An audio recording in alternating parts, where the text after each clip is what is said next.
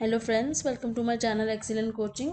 Block 3 का unit 4 आज हम ख़त्म करेंगे, जिसके लास्ट पार्ट में है इंट्रैक्शनल इफेक्ट, जिसके बारे में इन्होंने डिटेल में एक्सप्लेन किया हुआ है कि जो हम अभी तक न्यूमेरिकल्स में इंट्रैक्शन इफेक्ट निकाल रहे थे उसका मतलब क्या होता है।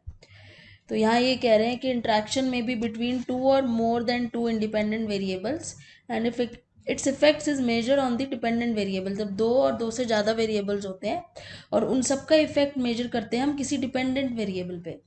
The need to know interaction effect on criterion variable or dependent variable is to know the combined effect of the two.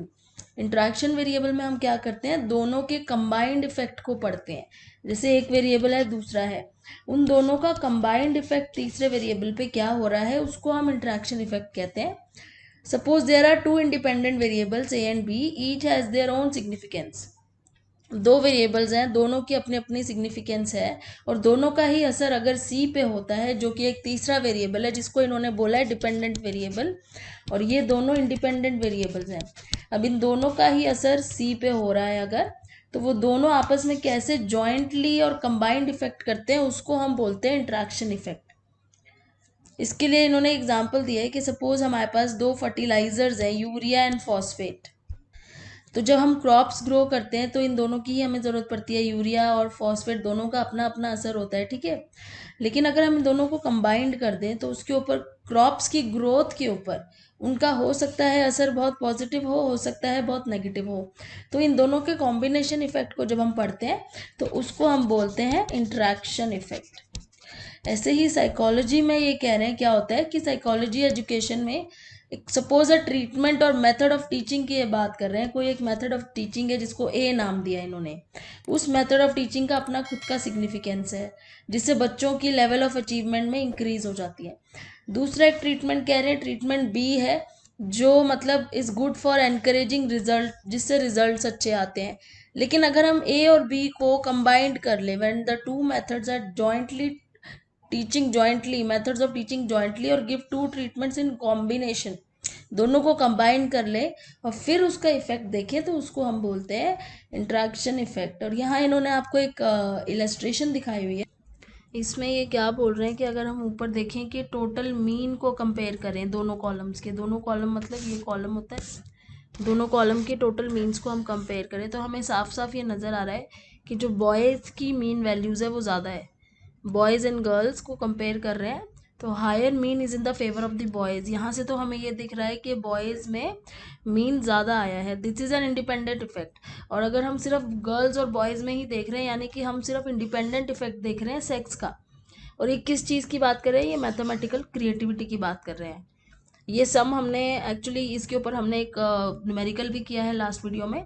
तो अगर हम सिर्फ सेक्स वाले कॉलम को देख रहे हैं, इसका मतलब हम इंडिपेंडेंट इफेक्ट देख रहे हैं जेंडर का, किस पे, मैथमेटिकल क्रिएटिविटी का।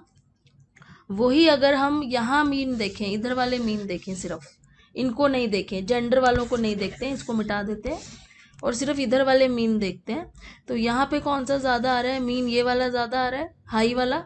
तो यहाँ पे हम किसका इंडिपेंडेंट इफेक्ट देख रहे हैं, इंटेलिजेंस का, कि हाई इंटेलिजेंस और लो इंटेलिजेंस में से किसकी मैथमेटिकल क्रिएटिविटी बेटर होती है, जिनका हाई इंटेलिजेंस होता है। तो ऐसे अगर हम अलग अलग देख रहे हैं तो उसको तो हम बोलते हैं इंडिपेंडेंट इफेक्ट, जो इन्होंने यहाँ पे बताया हुआ है। Further in the above table, इसी टेबल की बात कर रहे हैं ये, sex effects for boys and girls are 14.50 minus 13.50। ये किससे क्या माइनस कर रहे हैं, ये माइनस कर रहे हैं बॉयज़ में से टोटल मीन, तो आ रहा है 1। उसके बाद ये गर्ल्स में से टोटल मीन माइनस कर रहे हैं 12.50 माइनस 13.5, तो आंसर आ रहा है -1। If we subtract the first effect 1 from all the averages in the first row, first row में, यानी कि ये आपकी रो होती है, फर्स्ट रो में अगर हम जो 1 आ रहा है उसमें उसको सब में से माइनस कर दें to all the averages in the second row we have the following table. तो ये आपको ये टेबल दिख रहा है यहाँ पे, और इसमें क्या फ़र्क है, ये वैल्यू में से 1 माइनस किया तो यहाँ पे आ गई 14.30, ठीक है। फिर इसमें से 1 माइनस किया तो यहाँ आ गया 12.90। उसके बाद इसमें इन्होंने -1 को माइनस किया है यानी कि अगर इसको माइनस माइनस वन किया होगा तो माइनस माइनस मिलके क्या हो गया, प्लस हो गया।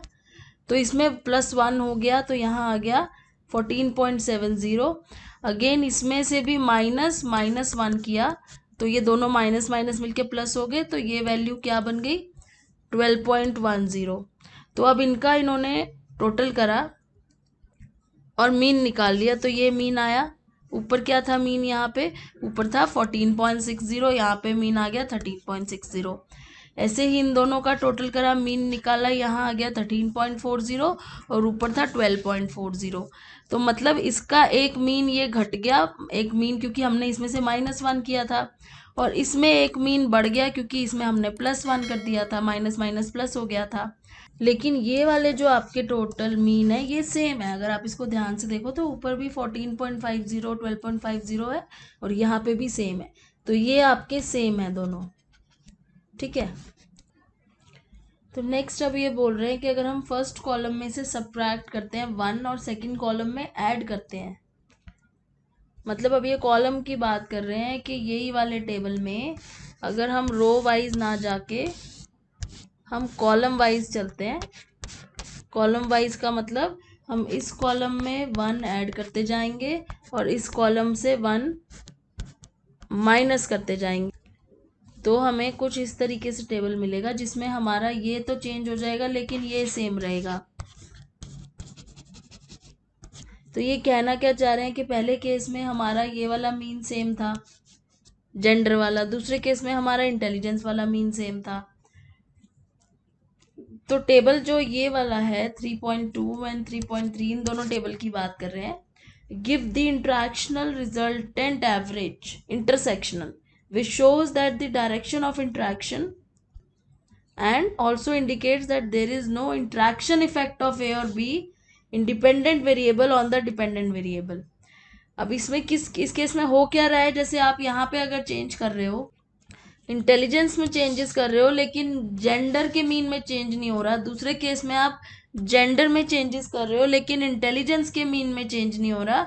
इसका मतलब कि दोनों इंडिपेंडेंट वेरिएबल्स का आपस में कोई इंटरेक्शनल इफेक्ट नहीं हो रहा है मैथमेटिकल क्रिएटिविटी के ऊपर। इसी चीज़ को इन्होंने एक दूसरे एग्जाम्पल से भी समझाया हुआ है, जैसे ये वाला एग्जाम्पल है जिसमें इन्होंने एक्सट्रोवर्ट इंट्रोवर्ट लिया है और लो एंग्जाइटी हाई एंग्जाइटी, ये वाला भी हमने एग्जाम्पल 2 में किया था। इस केस में ये कह रहे हैं क्योंकि ये आपस में इंटरेक्ट करते हैं, अगर हम इसमें करके देखें, if there is a significant interactional effect of the two और more independent variable on the dependent variable, in such condition the graphical representation will show two lines which are interacting.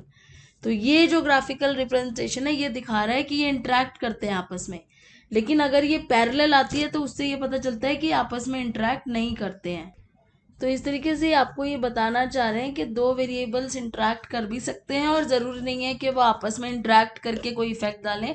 हो सकता है कि उनका इंडिपेंडेंट इफेक्ट हो रहा हो लेकिन इंटरेक्ट करके इफेक्ट नहीं हो रहा है। इस तरीके से इसको बोलते हैं इंटरेक्शन इफेक्ट। अभी बात करें मेरिट और डीमेरिट की, टू वे नोवा की क्या मेरिट्स हैं और क्या डीमेरिट्स हैं। मेरिट में ये कह रहे हैं कि ये टेक्निक में हम it is use to analyse two type of effect, जिसमें हम मेन इफेक्ट भी देख सकते हैं दो इंडिपेंडेंट वेरिएबल का डिपेंडेंट वेरिएबल पे, और हम इंट्रैक्शनल इफेक्ट भी देख सकते हैं। More than two factors effects are analysed, वही चीज़ रिपीट कर रहे हैं कि दो फैक्टर से ज़्यादा के इफेक्ट्स एनालाइज कर सकते हैं। Analysing the data obtained on the basis of factorial design, this technique is use. तो फैक्टोरियल डिज़ाइन के बेस पे एनालाइज करने के लिए भी यही वाली टेक्निक यूज होती है। The technique is use to analyse the data for complex experimental studies. तो कॉम्प्लेक्स एक्सपेरिमेंटल स्टडीज में भी हम टू वे नोवा का यूज कर सकते हैं। अब डीमेरिट्स में क्या कह रहे हैं, डीमेरिट्स में ये बोल रहे हैं कि when there are two or more, when there are more than two classification of a factor, F ratio provides global picture of the difference among the main treatment. The inference can be specified by using t-test in case when the F ratio is not found significant। तो अगर आपका F ratio है उसमें आपको global picture मिल जाती है सारे factors की, लेकिन अगर आपने दो दो करके आपस में कंपेयर करना है तो उसमें टी टेस्ट का यूज करना पड़ता है। This technique also follows the assumption on which one way analysis of variance is based, इसमें एजम्पशंस वही हैं, वन वे वाले ही हैं ये बोल रहे हैं, और वो एजम्पशंस अगर फुलफिल नहीं होते हैं, जैसे नॉर्मल होना चाहिए डिस्ट्रीब्यूशन, रैंडम सैम्पलिंग होनी चाहिए, ये सारे एजम्पशंस फॉलो नहीं होते हैं, तो हम ये मेथड यूज़ नहीं कर सकते। थोड़ा सा डिफिकल्ट और टाइम कंज्यूमिंग मेथड है। And the number of factors are increase in the study, the complexity of analysis, जितने फैक्टर्स ज़्यादा होंगे उतना कॉम्प्लेक्स होता जाएगा। This technique require high level of arithmetical and calculative ability, क्योंकि हमें एग्जाम में कैलकुलेटर मिल जाता है तो हम ये कर पाते हैं, अदरवाइज इसमें हमें बहुत ज़्यादा टाइम लग सकता है। तो ये इसके डीमेरिट्स हैं। अब का ये वाला यूनिट खत्म हो गया। अब नेक्स्ट वीडियो में हम ब्लॉक 4 स्टार्ट करेंगे। Thanks for watching.